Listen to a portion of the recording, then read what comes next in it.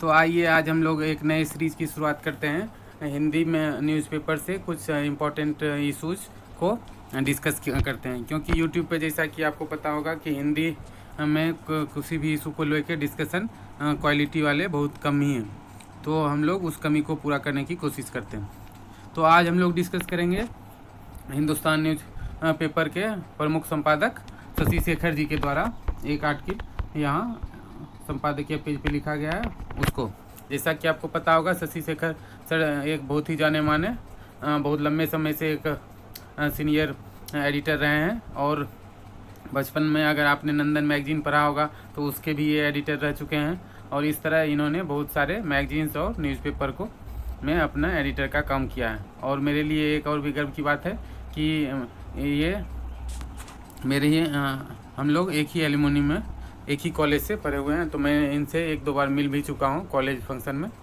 तो आइए हम लोग आज के इशू के बारे में। तो इस संपादकीय में इन्होंने दो तीन चीज़ों को हाईलाइट किया है। सबसे पहले ये कोरोना के सेकेंड वेव को बढ़ने के दो तीन उदाहरणों के साथ घटनाओं को उल्लेखित किया है, जिससे कि कोरोना सामाजिक स्तर पर और राजनीतिक स्तर पर एक बहुत ही फेल्योर है, और जिसकी वजह से आज कोरोना इतना विकराल रूप ले चुका है। तो उसके बाद ये तमाम राजनेता विश्व के कुछ नेताओं के वक्तव्य को यहाँ पर इन्होंने उल्लेख किया है, और किस तरह उन्होंने वहाँ पर उसे कंट्रोल किया है और उसका कंपेयर भारत से इन्होंने किया है। और ये फिर उसी तरह आगे बढ़ते हुए इन्होंने कुछ ऐतिहासिक पृष्ठभूमि और 1977 इमरजेंसी के टाइम के कुछ वाक्यों का जिक्र किया है। फिर कुछ क्षेत्रीय दलों के नेताओं का उभार और किस तरह क्षेत्रीय छत्रप अभी इंडिया में अपने अपने क्षेत्र में उनका एक अपना पहुंच और पकड़ है, और जनता में उनकी आवाज़ सुनी जाती है। तो उनके उदाहरण दिए गए हैं और अलग अलग शख्सियतों के बारे में उन्हें बताकर उसे अभी के सिस्टम से कोरिलेट करने की कोशिश की। और इन्होंने एक दो जगह ये कहा कि किस तरह कोरोना ने राजनीतिक का एक नकाब को उघेरने का काम किया है। तो सब अंत में ये सती प्रथा और अस्पृश्यता एंटीचुलिटी जैसे विषयों को किस तरह हमारे समाज ने निकाल फेंका, कि वो सिर्फ एक कानून की वजह से नहीं, लोगों में आई जागरूकता और उनमें उसके प्रति असहमति की वजह से। तो इस तरह इन्होंने किस तरह समाज और राजनीति देश मिलके बड़े से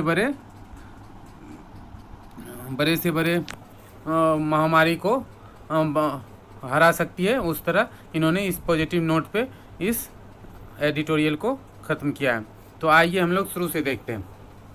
तो इसमें इन्होंने सबसे पहले दो घटनाओं का जो जिक्र किया है, उसमें एक सनंदा नामक कोई एक जगह है जहाँ पे मंदिर में जुलूस निकाला गया था, जिसका उसके बाद पुलिस ने उस पर कार्रवाई करके उस पर रोक लगाई। उसी तरह कक्ष में किसी मुस्लिम धर्मगुरु के जनाजे में हज़ारों की भीड़ थी, उसका इन्होंने जिक्र किया।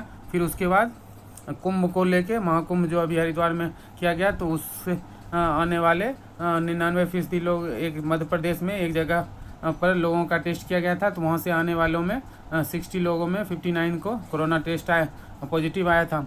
तो उसका ये जिक्र करते हैं, और इस तरह ये बता रहे हैं कि किस तरह ये एक भयावह रूप ले चुका था।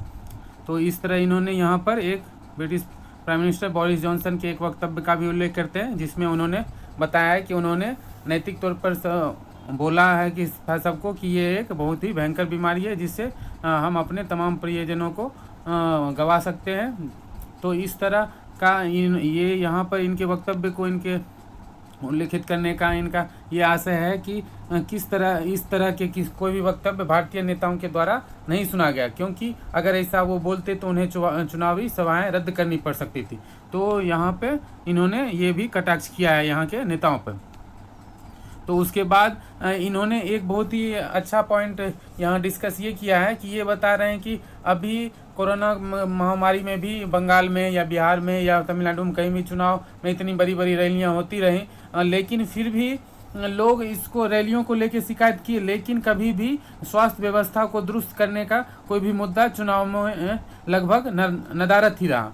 तो उन्होंने ये एक अजीब भारतीय राजनीति का और यहाँ के सियासतदाताओं का एक अजब तरह का चेहरा सामने आया, जो कि अब वो चेहरा इनका बेनकाब हो चुका है। तो इन्हें अब इस तरह इसको बदलने का टाइम आ गया है। वो यहाँ पर इस बात पर जोर दे रहे हैं कि पुराने ऐतिहासिक रूप से एग्जाम्पल देके कि किस तरह 77 में इंदिरा गांधी के गवर्नमेंट को यहाँ की जनता ने नकारा, फिर जनता पार्टी आती है तो वो भी अगर जनता के पक्ष में उतना सही से काम नहीं कर पाए तो उन्हें भी किस तरह 2-2.5 साल में ही रास्ता दिखा दिया जाता है।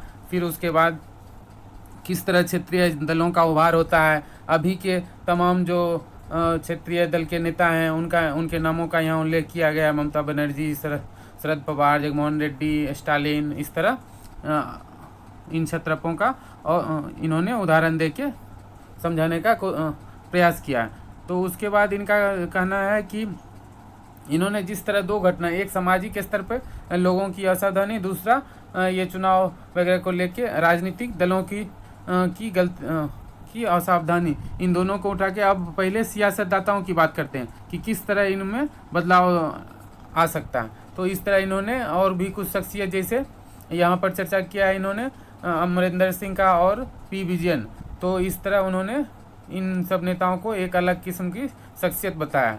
तो इस तरह इन्होंने बताया कि क्षेत्रीय दल अपने राष्ट्रीय स्तर पर अपनी आवाज़ मजबूत कर सकते हैं और कोरोना के खिलाफ अपने राज्य में को इस कहर से बाहर निकाल सकते हैं।